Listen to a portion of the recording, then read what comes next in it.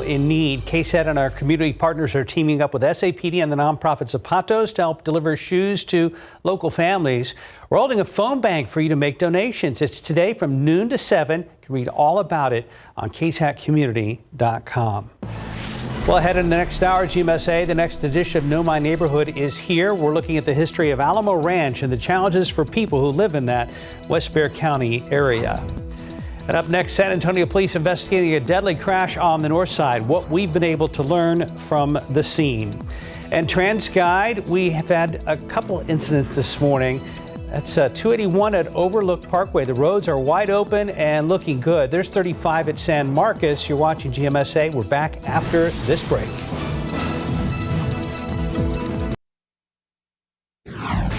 Good morning. Let's look out there with live cam. We're starting in the low 50s again, a little chilly out there, a little foggy, but looking forward to another beautiful afternoon.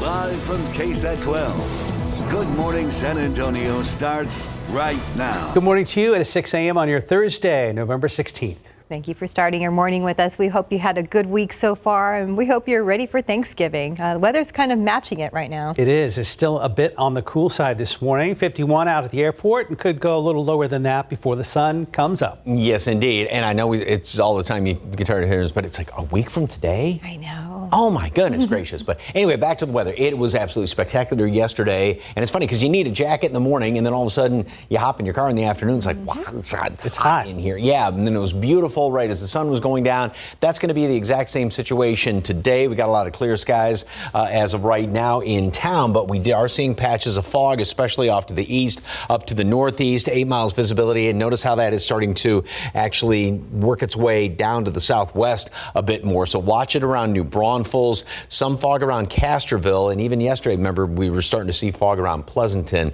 So we're just going to have to watch this on the northeast side as this starts to sort of invade, if you will. Quarter-mile visibility at Austin, and those are the kind of the thickest areas of fog right now. Some over there around Carrizo Springs as well as Eagle Pass. Temperatures pretty steady. Actually, we went up 1 degree just in the past hour. So with the very high humidity relative to the temperature, with these dew points running neck and neck with that, that's why we're not going to drop down any further. And that's why we are seeing some fog out there, because we do have a lot of clear skies as well as that light wind. So we've got all the ingredients in place for some fog to form up, which is why we have to watch it for the next couple of hours. Mold, moderate, ragweed, pigweed are all on the low side. And we're going to warm up quickly once the sun comes up, and we are already going to be up to 72 at noon, normal high temperature. Then we get about 5 above that across the board, up in the mid to upper 70s. Same situation tomorrow, maybe a little fog in the morning. Then we have the first of about 3 fronts moving on through here over the course of 8-9 days going into Thanksgiving weekend. What's that mean for this weekend? What's it mean for Thanksgiving? All those details coming up in just a couple of minutes. Traffic Authority, anything big going on out there? Yeah, Mike, we have some overnight work that has not wrapped up yet. A major crash and slowdown. So that's all happening right now on your roadways. Let's get a look from TransGuide. So 1604 at Meadow Creek is not a problem spot. Still pretty quiet out there. But as you get a look around town, we're going to see a little bit more of the vehicles that take over our roadways. But also, we have a few of those problems to mention. 1604 westbound at Redland Road. This is a crash I talked about earlier, a major crash that's been reported by TxDOT. It's in an area where we do not have any TransGuide cameras, so we can't show you the conditions, but you can see that buildup forming in the westbound lanes right there along 1604. Watch out for first responders. No word yet if there are any injuries or how many vehicles are involved, but I'll keep a close eye on that and hope for a better update soon. Looks like the stall that we've been keeping a close eye on along 410 eastbound near 281 has cleared out, so I'm going to clear that from our map, but just make sure, check your vehicles before your commute does get moving, and make sure that you watch out here along US 90 or 410 southbound at US 90. We still have 2 lanes blocked due to that road work that should have wrapped a little while ago, so that is slowing folks down right there along 410. And the wider view of the map is going to show a pretty quiet start, but I did notice that there are some pretty big backups along I-35 southbound right just outside Live Oak. I'll find out what's going on there, but just one last look at some travel times. If you are heading in from Seguin, thankfully you are still in the green. 31 minutes to the Alamo City, 33 along 87 northbound if you are heading in from Lavernia, and it's about a 30-minute commute for anyone heading in from Floresville. But I do want to get one last drive around town there at 1604 at Meadow Creek. I'll keep a close eye on the roads and have another update coming up. Mark. New this morning, a man is dead after police say a driver ran over him while walking on a sidewalk on the north side. Happened last night around 9:30 at 281 in Embassy Oaks near Bitters. Police say the driver went off the road, rolled several times, then onto the sidewalk over the victim. The man hit on the sidewalk, died at the hospital. Police say the elderly driver was assessed by police and EMS and released to family. They say alcohol was not a factor. Fire investigators are working to figure out what sparked an early morning fire at a storage facility on the west side. It happened around 4:15 this morning on South General McMullen. That's just south of Highway 90. Video from the scene shows that multiple units were damaged. Fortunately, no one was hurt. Now to the latest in an Amber Alert we told you about yesterday. The search is still going for 10-year-old Ian Aguilar and 30-year-old suspect Juan Aguilar Cano. They both vanished Tuesday morning near Dallas, and the suspect vehicle was found yesterday in Houston. However, the boy and suspect were not found. Cano is also tied to a homicide in Dallas County. If you know anything can help, call Wilmer Police at 972-441-6565.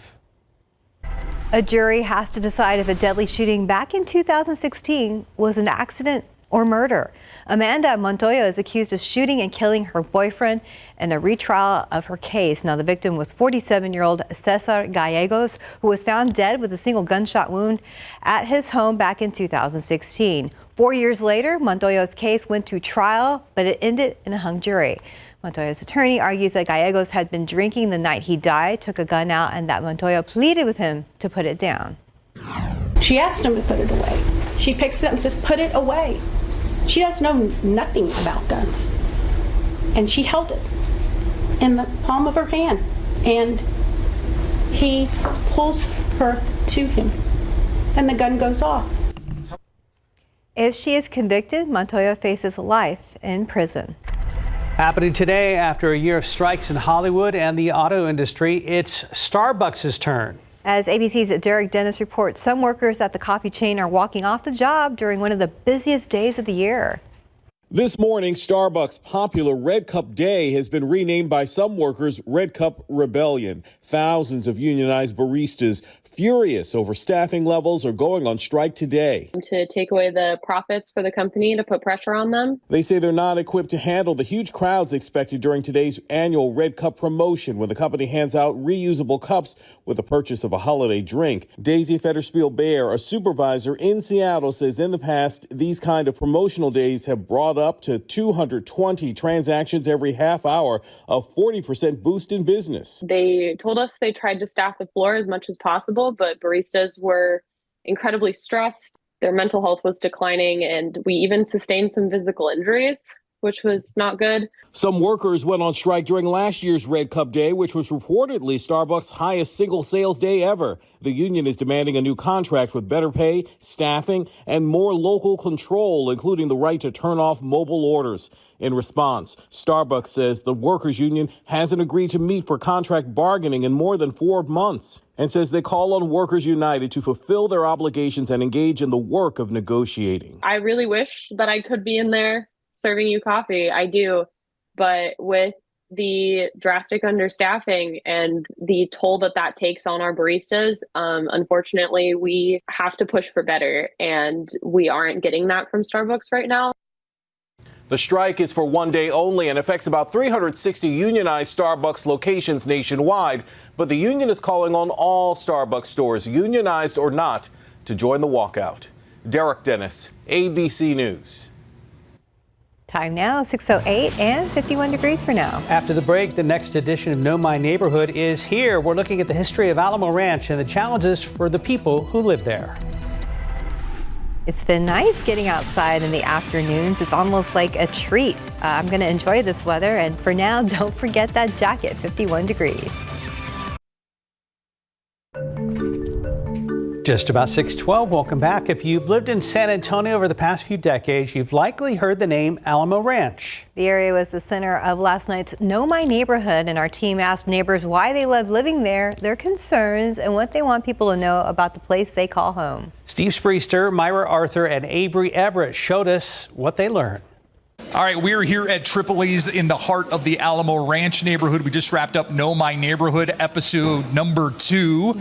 And we learned a lot about Alamo Ranch. We learned about the traffic. We learned about VIA building a park and ride out here that isn't very popular. We learned also about car break-ins. Yeah, we talk about this is a feature of the good, the bad, the frustrating. This would be the bad, Avery. Yes. You talk to a family that has not been the only ones to experience this. This is a widespread problem, but they have gone to some pretty unique lengths to deal with it. And I think it's important to mention, right, this family has had 5 break-in attempts over the past couple of years, but they love this community so much. I mean, we hear it from everyone who lives in Alamo Ranch how much they love this community, but there are definitely some issues. Mailbox break-ins, especially around the holidays, and then those vehicle break-ins. You can't deny the popularity, though, of this neighborhood. People love the trees. They love the fact that they're out of the city. I mean, this is the county. Yeah. And so, you know, the growing pains are what we saw, but we also saw how many people just really enjoy living in this neighborhood. And, you know, car break-ins, that's something that people deal with all across San Antonio, all across South Texas.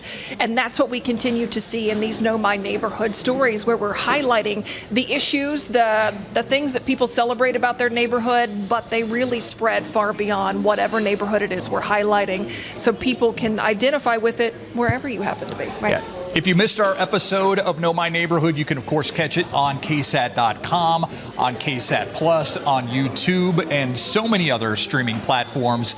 And, you know, learn about the sisters that were here before Alamo Ranch was even a thing, the history of Alamo Ranch. So that's going to wrap it up for Know My Neighborhood episode 2. We'll send it back to you.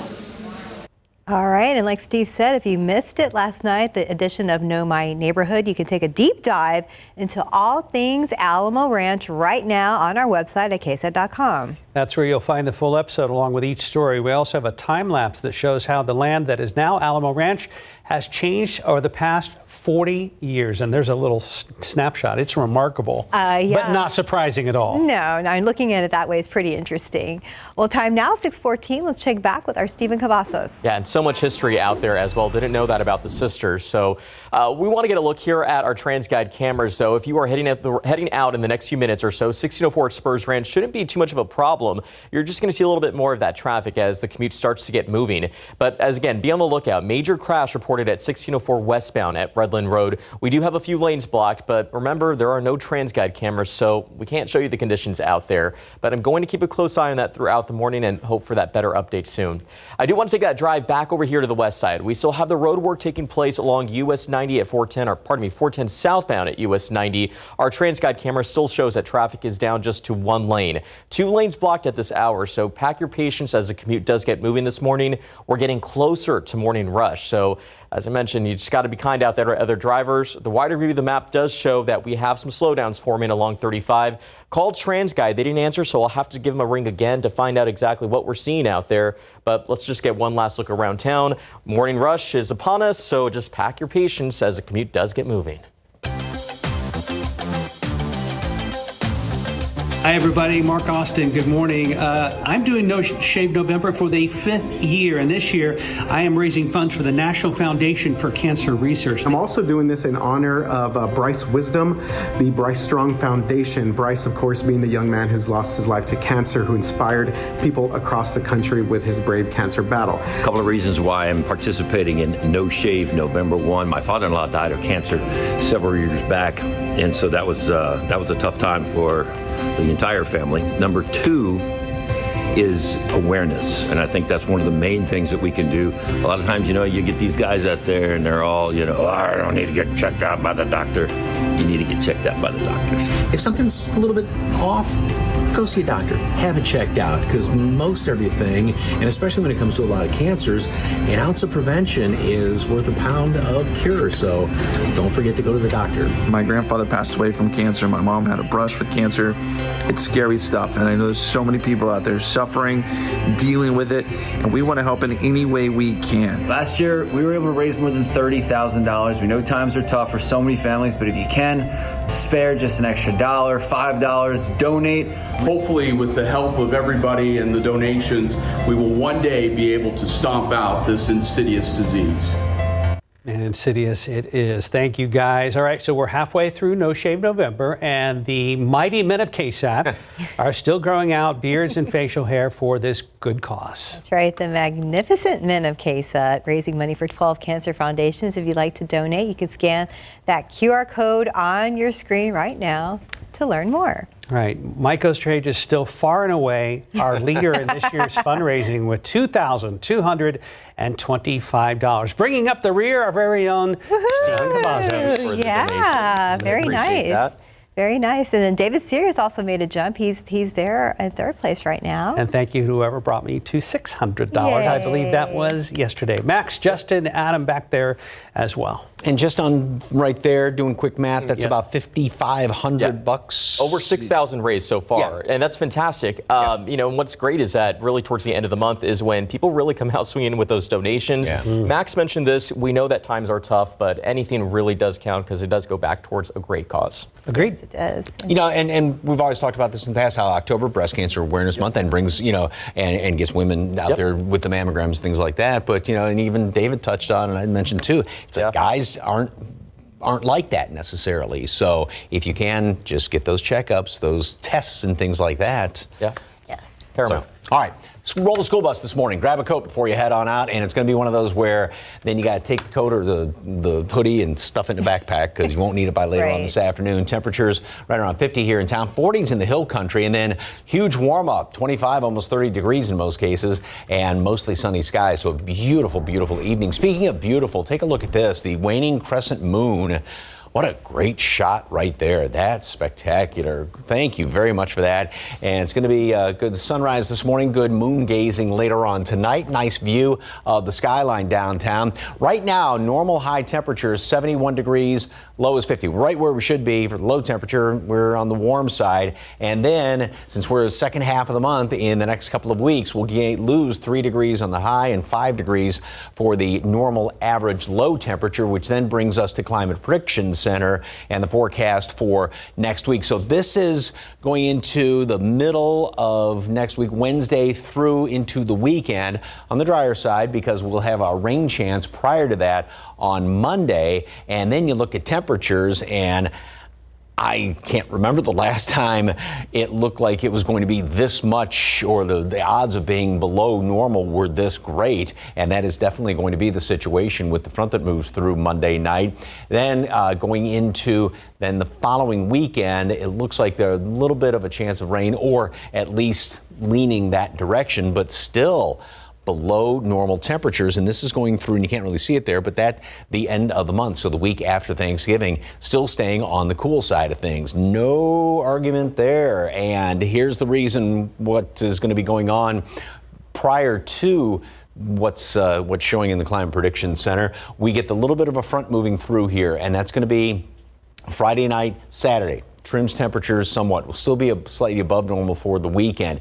Then we go into the first part of the week, and here's this big trough shaping up right here. This is the one that's going to bring us some rain by Monday, and then this chunk of cold air settles on in here. That's going to be for Tuesday, Wednesday, and Thursday. So we're looking at some chilly mornings, nice afternoons on the coolish side, 60s. That'll be the case on Thanksgiving. A little bit warmer for Friday for the Christmas parade, as well as lighting the Christmas tree in Travis Park. Then as we go into, and I wanted to show you, there's going to be another bit of a trough that's going to try and develop, and that's going to be a third front that will come through here, and that's going to be Thanksgiving weekend. That's why keeping those temperatures on the cool side. And yesterday we did hit mid to upper 70s.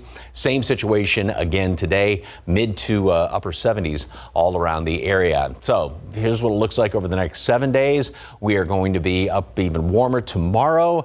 Then front number 1 comes through. Not a big deal with that. Then front number 2 Monday, a couple of showers, cooler temperatures. Tuesday, Wednesday, Thanksgiving day after, and then front number 3 looks like it's going to be Thanksgiving weekend with some much colder air. Very nice for all of our visitors coming into San Antonio. Yes, indeed. Thank you, Mike. 621, 52 degrees. And just ahead, a woman who survived the deadly sinking of a tour boat in the Bahamas is speaking out about the ordeal. That's next in your GMA First Look. My mom's Alzheimer's never changed how much we love her, but it did change her. She developed agitation that may happen with dementia due to Alzheimer's disease. She started yelling, pacing around, kept repeating the same questions. She got agitated often, so we asked her doctor for help. Rexulti is the only FDA-approved medication proven to reduce agitation symptoms that may happen with dementia due to Alzheimer's disease. Rexulti can cause serious side effects. Elderly dementia patients have increased risk of death or stroke. Report fever, stiff muscles, and confusion, which can be life-threatening, or uncontrolled muscle movements, which may be permanent. High blood sugar, which can lead to coma or death. Weight gain, increased cholesterol, low white blood cells, unusual urges, dizziness on standing, falls, seizures, trouble swallowing, or sleepiness may occur. Take action for your loved one. Ask their doctor about Rexulti. In this morning's GMA First Look, panic in paradise. Our boat is sinking.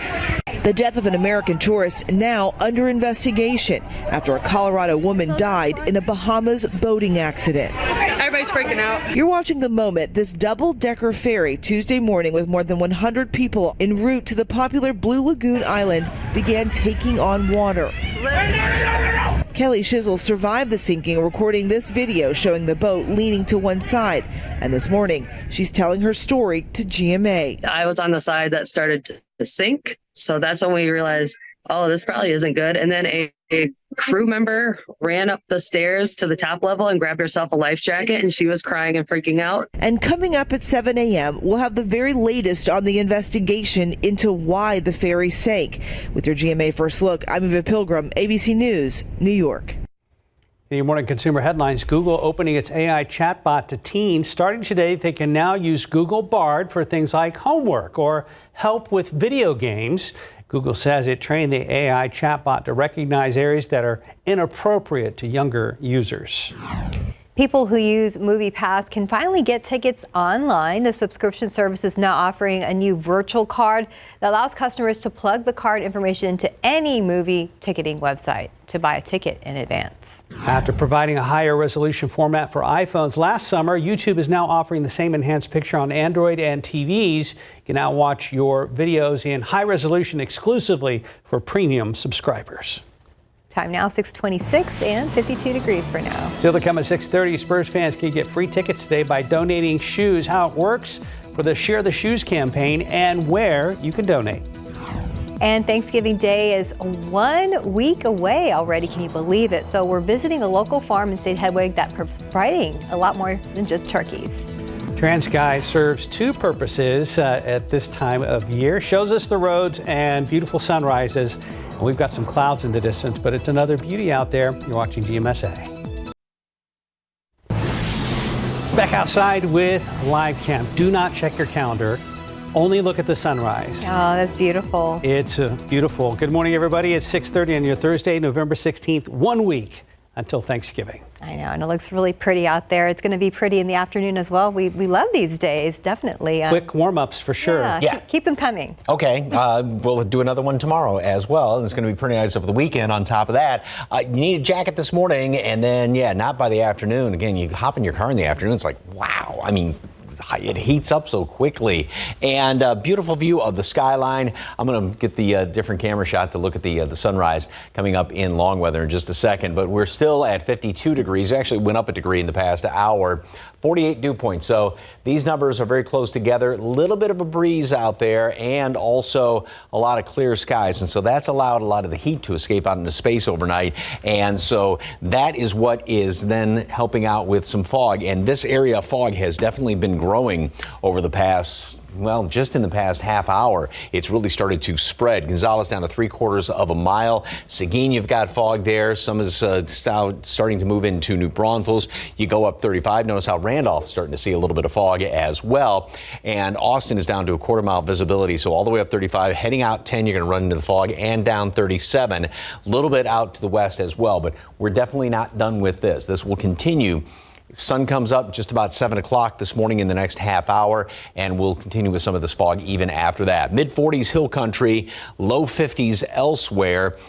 close to a normal low temperature, which is 50 right now. Mold is moderate, ragweed, pigweed low. The updated count comes out in roughly an hour. So some patchy fog. And then, like I said, very warm this afternoon, mid upper 70s. We do it again tomorrow. Plenty of sunshine. Front number 1 comes through here tomorrow night into the weekend. It's not going to do a heck of a lot. A few more clouds, especially Sunday. Mid 70s, still slightly above normal. Then front number 2 is going to move through late Monday. Prior to that, we'll see a couple of showers developing here. Then we get some colder temperatures for the middle portion of the week. Chilly mornings, nice afternoons, just cool enough in the afternoons, including Thanksgiving. A little warmer on Friday. And then looks like front number 3 is going to be coming through by next weekend, Thanksgiving weekend, even colder air. We'll get things all sorted out in just a couple of minutes. Traffic Authority, big problems out there? Well, let's get a look outside first, Mike. 35 at San Marcos. We do have a great shot from TransGuide cameras that show the downtown skyline. Again, you can see that sun peeking up. But although this shot is looking pretty nice, it's what's not on the TransGuide cameras that is a little bit of concern for drivers. I take you right to our map at 1604 westbound at Redland Road, where we do have a major crash that was reported. We do have a few lanes blocked out there, but this is that spot where there are no TransGuide cameras that can show us those conditions. As I've mentioned, we're going to watch it closely, but as of right now, it's still a pretty active scene. In fact, it's slowing folks down tremendously in those westbound lanes of 1604. Behind me, road work continues along Loop 410 southbound at US 90, where 2 lanes still remain blocked. These are our problem spots of the morning, folks. So if you have to travel in the next few minutes, just make sure to know what to expect before you hit the roads. Behind me, US 90 eastbound, if you're heading in from Castroville, it's going to be a little bit more of a drive for you now that we are at the start of morning rush. I'm going to keep a close eye on those spots, but thankfully we at least have a pretty shot to look at here at 35 at San Marcos. I'll have another update coming up a little bit later on. New this morning, an arrest in a murder case from 3 years ago. Here's a look at the suspect now in custody, 21-year-old Bobby Tovar. According to investigators, he accused in the death of 17-year-old Oscar Rangel. We've been following this story since Rangel's body was found back in October of 2020. Tovar is facing a charge of manslaughter. A Texas inmate convicted of strangling a 5-year-old girl taken from an El Paso store and then burning her body nearly 22 years ago is set to be executed this evening. 53-year-old David Renteria was condemned for the death of Alexandra Flores. Prosecutors say that Alexandra was Christmas shopping with her family at a Walmart store when she was abducted by Renteria. Her body was found the next day. Renteria has long claimed that members of a gang forced him to take the girl by making threats to his family and that it was the gang members who killed her. However, officials say that evidence tells a different story. He will be the 8th inmate in Texas to be put to death this year. San Antonio Crime Stoppers asking for your help in information behind the murder of Darnelio Garza from July of 2020. San Antonio police say they received a call for a shooting where they heard people screaming in the background. When police arrived, they found Garza's body with gunshot wounds. Anyone who has information in this deadly shooting is urged to call Crime Stoppers. The number is 210-224-STOP or 224-7867. San Antonio Crime Stoppers also need your help finding the people responsible for failing to stop and render aid resulting in the death of Noemi Yanez. This happened back on October 25th. San Antonio police say Yanez was riding her bike east across South General McMullen when someone driving a blue SUV hit her and killed her. That driver took off from the scene, and police say the SUV had significant front end damage. If you have any information on the case, you are asked to call that number on your screen, 210-224-STOP. Bernie ISD has a lone finalist for superintendent. Dr. Kristen Kraft, who's been an educator for 28 years, will be the first female superintendent in school district history. The school board gave Kraft unanimous support. She's set to replace Dr. Thomas Price, who will retire at the end of the year. And check out this new mural just west of downtown. The theme is sustainability, and it was unveiled yesterday on North Colorado. That is near West Martin and North Frio. Public input sessions were done to help the muralist create this piece. Later today, you have an opportunity to help people in need. KSAT and our community partners are teaming up with SAPD and the nonprofit Zapatos to help deliver shoes to local families. We're holding a phone bank so you can make donations. It's today from noon to 7. You can read all about it on ksatcommunity.com. And before we go to break, Friday night's Bernie Lavernia football playoff game that was originally scheduled to air on KSAT 12 has been moved to MeTV, and here's why. So KSAT is going to show Friday night's new episode of 2020 on former Border Patrol agent Juan David Ortiz. He is convicted of killing several women on the U.S.-Mexico border. Our own Erica Hernandez will be featured for her work covering the investigation and the trial. 2020 airs Friday at 8 o'clock right here on KSAT 12. 637, 52 degrees. And here's Katrina Weber with a look at what's coming up next on GMSA. Roasting a Thanksgiving turkey, not exactly easy work, but imagine raising 1 or 2 or 60. I'll introduce you to a local farmer who has done just that in advance of the big day.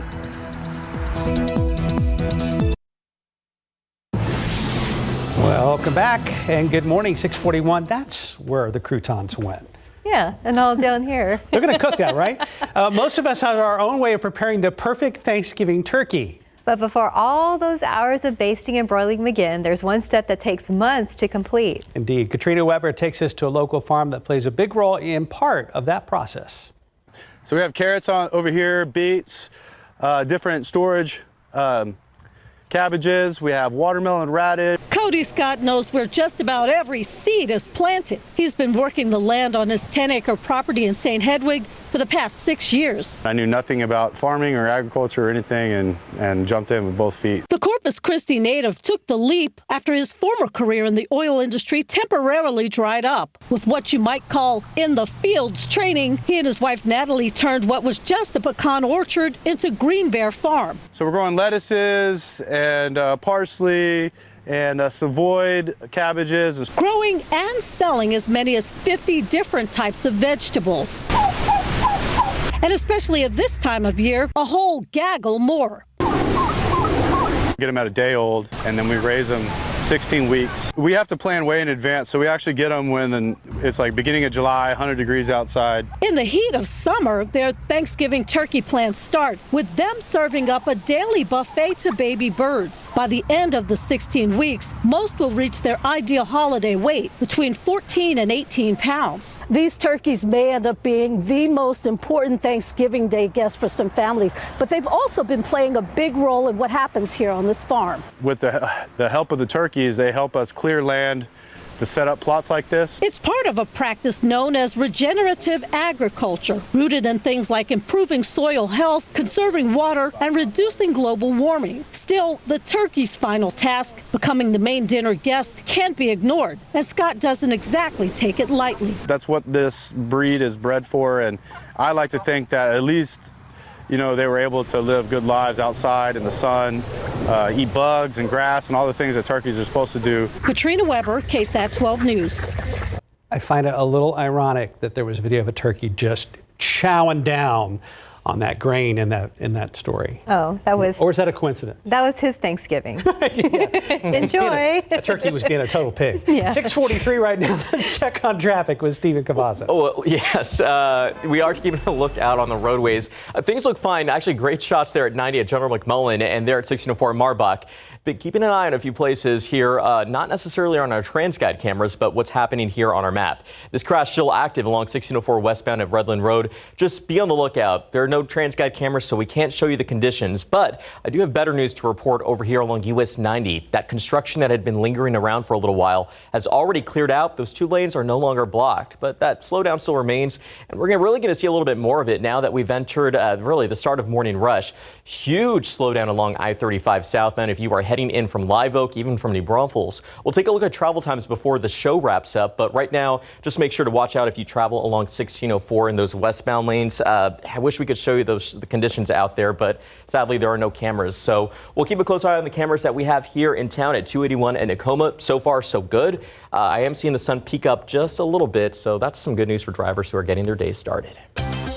We are halfway through No Shave November, and the not so mundane men of KSAT are still growing out their beards for a good cause. Yes, the marvelous men of KSAT raising money for 12 cancer foundations. If you'd like to donate, just scan that QR code on your screen to learn more. Last year, the not mediocre men of KSAT raised more than $30,000 to benefit cancer research, treatment, and prevention. We're keeping ourselves a little entertained here. Yes. So we push along. Mike goes to age 22-25, but the big breaking No Shave November news has to be a man named Max Massey. Yes, he just received a $300 donation this morning. So yay! Congrats to Max. Everybody's moving up in the leaderboard. And we have Steven there at 800. Yes, one of the best goatees in the newsroom is down in third place. Yes, thank you. Yeah, it's Tim Gerber wants to arm wrestle you later. I was going to say, the year he participated, didn't he grow out that stash that one year? Yes, and he's kept busy. It's a vibe. But yeah, great. Congrats to Max, but all the guys really. Yeah. Because again, as we say, it's fun competition, but all for a great cause. And we tip our hat to our leader. No, tip our hat to the folks on the other side of the camera that are donating. So thank you very much, folks. And then we still tip our hat to you. Thank you. Or you can just genuflect or something. So yes. Yeah, but okay. All right, take a look at this picture. This is a really cool shot there. And up in the upper right-hand corner is the airplane. It looks like they were coming in on final to the airport. And there you can see the sunset. And then the crescent moon at the top left. Oh, there it is. Way up there above the KSAT Connect symbol up there. So they got a nice little view of the sun setting and the that beautiful crescent moon. Thank you very much for that. And the gorgeous shot of Woodlawn Lake. Look at all the fuzz out here along the horizon. That's all that excess humidity, and that's what's causing some of that fog. Notice how visibility is now dropped to a half mile at Randolph. New Braunfels is still okay, but this is kind of creeping into the northeast side of town. So you just got to watch that. And in some of the low-lying areas, you're going to see some of this fog as well. And then you head out 10, head up 35, and down 37. You're going to continue to run into all this fog. So it's kind of this wall, if you will, that's working its way westward. So we're just going to continue to watch out for this over the course of the next couple of hours. Upstairs in the atmosphere, not much in the way of moisture up there, maybe a couple of high wispy clouds like you saw in that KSAT Connect picture, but it's still going to be an absolutely spectacular looking day. We're going to warm up quickly, 72 at noon, normal high temperature, and then up to 77 later on today. Going to be a gorgeous sunset again. All right, we do have some cold temperatures up there to the north. But look at how it is, relatively speaking, on the warm side. We're starting to see that little nudge of colder air trying to come on in here, and there's a lot more cooking up there up in northern Canada with those single digits, and that will, in the next week, start to work its way down to the south. And that's what we're looking at as we go into next weekend. So what's going to be happening over the next couple of days? We've got this bit of a ridge here.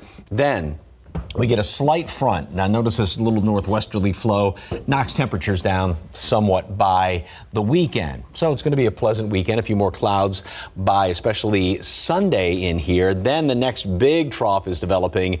That's the big one that's going to bring the front through late Monday into Tuesday and the middle portion of the week. And that is what is going to provide us a good looking Thanksgiving. And we got this nice northwesterly flow around here Wednesday into Thursday. Then what happens after that? It looks like this next trough is going to start to really drop down in here, grab a hold of some of that really cold air up there in Canada and bring that in here for Thanksgiving weekend as it's looking right now. 77 today, add another degree to that tomorrow, and then that front moves on through. Still jacket in the morning. Front comes through, only shaves off a few degrees this weekend. Overall, a very nice weekend. Got to do all your Thanksgiving grocery shopping. And then chance of rain late Sunday, Monday. It's not looking real great for rain chances. Big front moves through late Monday. Much cooler than Tuesday, Wednesday. Yes. And if you can't find something like stuffing on the shelf where it would normally be, check your H-E-B. A lot of them, they got it on the end caps. Yeah. All the stuff is together. Mm-hmm. You know, the pumpkin and trying to make it easier for shoppers. Yeah, kind of like and the chicken broth and stuff like that. Just right there, so you can almost go down like the middle of the store and go and start grabbing. So I saw that earlier this week. Y'all were talking about it over the weekend, and I hadn't seen it. And then I went, what was it, Monday or Tuesday? I was like, that's where it is. We were trying to think when's the best time to go to beat the crowd on Thanksgiving right now, this minute. Thanks for joining us, Mike. 6:49, 52 degrees. Let's look out there with live cam. Enjoy the 52 degrees. Yeah, grab a jacket, and then this afternoon, beautiful. You'll lose that jacket. We'll be right back. Good morning. Coming up, the latest on a story we're all following. The anti-war protests outside the DNC in Washington that turned violent. 6 police officers injured. Also this morning, the reaction to President Biden's high-stakes summit with China's leader. Top White House National Security Council spokesman John Kirby join us live. That's coming up right here on GMA. This art program is an emotional, mental, and physical experience for active older adults. On GMSA at 9, how this program is helping one woman experiencing memory loss. And for some families, a new pair of shoes is a luxury item, and that's the reality behind our KSAT community project, Share the Shoes. We are teaming up with Zapatos and the San Antonio Police Department to get new socks and new shoes for kids in need. You can brighten a child's day by donating. And with your help, we can make sure all children have the proper footwear. So give the gift of shoes today by donating at the participating San Antonio Police substations. This program is so important to me because it gives us an opportunity to give back to the community, providing something as simple as shoes. So we're looking for that community support to bring out the shoes, and that goes until about December the 12th. We're looking for shoe sizes from pre-K to seniors, 12th grade. And our San Antonio Spurs are getting involved as well. Today only, bring your donation of a new pair of shoes to the nearest substation, and you're going to receive a voucher to a Spurs game while supplies last. Well, that's an awesome deal. Yes, it is. Okay, about 5 till 7. Let's go ahead and check back with our Stephen Cavazos. Hey, beautiful shot here behind me. I'm just going to step out of the camera and let you all take that in at 37 at Alamo Dome, where we can see the sunrise right behind the Tower of the Americas. Again, beautiful shot from our friends at TransGuide and one of our personal favorites right here on GMSA. Now, traffic's also looking pretty great, too, so drivers don't have to worry about anything really in the north or southbound lanes of I-37. It's, again, going to be the situation off 1604 westbound at Redland Road, where we still have that crash reported, and it is causing a slowdown. Eastbound lanes aren't looking too great either, so I'm going to keep a close eye on that, but the overall view is going to show a little bit more of that color creep in. Morning rush is here, so just pack your patience, but thankfully we'll end it here on traffic with this great shot at 37, Mike. And here's a view off to the east, and sun's going to be coming over the horizon in, well, not too much longer, and you can see kind of that fuzz out there. We do have a lot of fog as you go up 35 in toward Randolph, now New Braunfels, down to 3 miles visibility, so the fog is definitely starting to thicken up. It goes up 35, out 10, down 37. We are at 50 right now, 40s. It's chilly out there, and huge warm up today. Good looking day, plenty of sunshine, 77.